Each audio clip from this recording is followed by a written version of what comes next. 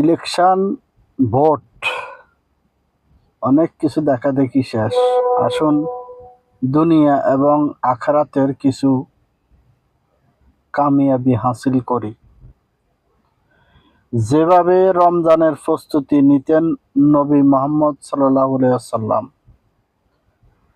হিজরি মাসের মধ্যে শ্রেষ্ঠ মাহে রমজান আল্লাহর পক্ষ থেকে বান্দার জন্য বিশেষ নিয়ামত।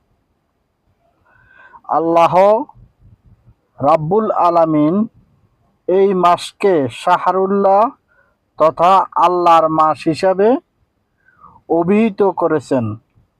এই মাসে একটি রাত আছে যা হাজার হাজার রাতের চেয়েও শ্রেষ্ঠ।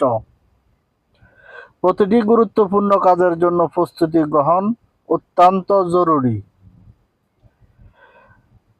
প্রস্তুতি যত সুন্দর হয়, কাজ তত সুন্দর ও নিখুঁত হয়। ইবাদতের পূর্বে প্রস্তুতি গ্রহণ করা নবীজির সুন্নাহ।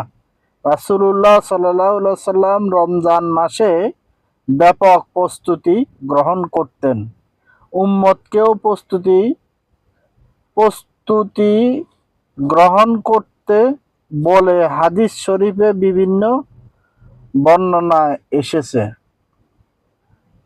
নিচে রাসূলুল্লাহ সাল্লাল্লাহু আলাইহি ওয়াসাল্লাম এর রমজানের প্রস্তুতি কেমন ছিল তা আলোচনা করা হলো।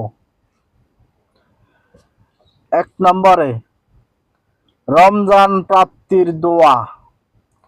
রাসূলুল্লাহ সাল্লাল্লাহু আলাইহি ওয়াসাল্লাম রজব মাসের চাঁদ দেখে রমজান মাস প্রাপ্তির আশায় বিভোর হতেন। মাহে রমজানের তৌফিক ও বরকত লাভের উদ্দেশ্যে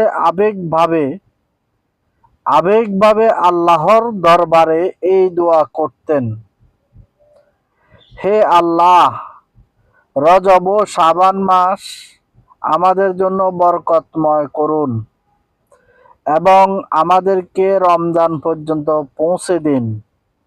তাবরানী 39-39, বাইহাকি 35-36। দ্বিতীয় বয়সে বাকিটা হবে ইনশাআল্লাহ।